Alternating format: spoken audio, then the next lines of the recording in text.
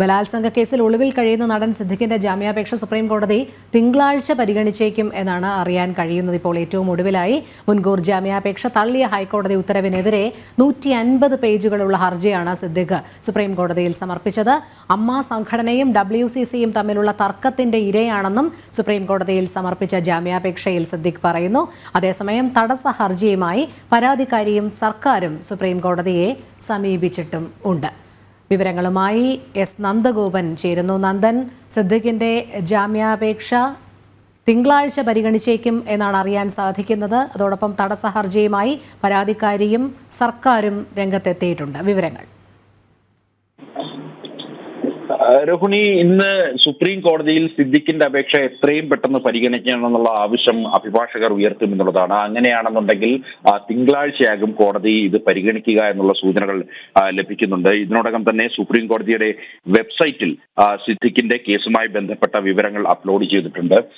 ഒരുപക്ഷെ നാളെ പരിഗണിക്കും അല്ലെങ്കിൽ ഇന്ന് പരിഗണിക്കും എന്നുള്ള സൂചനകളായിരുന്നു നേരത്തെ ലഭിച്ചിരുന്നത്. എന്നാൽ തിങ്കളാഴ്ചയാകും കേസ് പരിഗണിക്കുക എന്നുള്ളതാണ് അറിയാൻ കഴിയുന്നത്.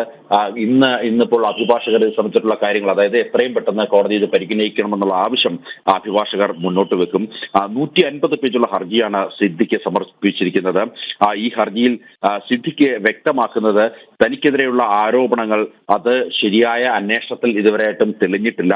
മാത്രമല്ല, താൻ പൊതുസമൂഹത്തിൽ നിത്യവും ഇടപെടുന്ന ആളാണ്. അന്വേഷണവുമായി താൻ സഹകരിക്കാം, അതേസമയം കസ്റ്റഡിയിൽ വിടരുത് എന്നുള്ള ആവശ്യമാണ് പ്രധാനമായും സിദ്ദിഖ് മുന്നോട്ട് വെക്കുന്നത്. അതേസമയം പരാതി നൽകിയ യുവതി സുപ്രീം കോടതിയിൽ തടസ്സവാദം ഉന്നയിച്ചിട്ടുണ്ട്. അങ്ങനെ സിദ്ദിഖിന്റെ ജാമ്യം പരിഗണിക്കുന്നുണ്ടെങ്കിൽ അത് തന്റെ തടസ്സവാദം കൂടി കേട്ട ശേഷം മാത്രമേ പരിഗണിക്കാവൂ എന്നുള്ള കാര്യമാണ് പ്രധാനമായും ഈ പരാതി നൽകിയ നടി വ്യക്തമാക്കിയിരിക്കുന്നത്. മാത്രമല്ല, സംസ്ഥാന സർക്കാരും സുപ്രീം കോടതിയിൽ തടസ്സവാദം ഉന്നയിച്ച് രംഗത്തുണ്ട്. അതേസമയം സിദ്ദിഖ് ആരോപിക്കുന്നത് തനിക്ക് യാതൊരുവിധ ക്രിമിനൽ പശ്ചാത്തലവും ഇല്ല എന്നുള്ളത് തന്നെയാണ്. അതുകൊണ്ട് തന്നെ അന്വേഷണവുമായി താൻ പൂർണ്ണമായും സഹകരിക്കും, കസ്റ്റഡിയിൽ വിടരുത് എന്നുള്ള ആവശ്യം തന്നെയാണ് സിദ്ദിഖ് മുന്നോട്ട് വെക്കുന്നത്. മാത്രമല്ല, അമ്മയും WCCയുമായിട്ടുള്ള തർക്കത്തിന്റെ ഒരു ഇര കൂടിയാണ് താൻ എന്നുള്ളതാണ് സിദ്ദിഖ് ഇതിൽ ചൂണ്ടിക്കാണിക്കുന്നത്. ഈ പ്രത്യേക അന്വേഷണ സംഘം ഇതുവരെയായിട്ടും സിദ്ദിഖിനെ കണ്ടെത്താനായിട്ടില്ല എന്നുള്ളത് തന്നെയാണ് ഏറെ ശ്രദ്ധേയം. സിദ്ദിഖിനായി വലവിരിച്ചു എന്ന് പോലീസ് അവകാശപ്പെടുമ്പോഴും കൃത്യമായ അന്വേഷണം നടക്കുന്നില്ല എന്നുള്ള ആക്ഷേപങ്ങൾ നിലനിൽക്കുന്നു. ഏതായാലും കോടതി ഇത് സംബന്ധിച്ചിട്ടുള്ള എന്ത് തീരുമാനമെടുക്കുമെന്നുള്ളത് ഏറെ നിർണായകമാകും.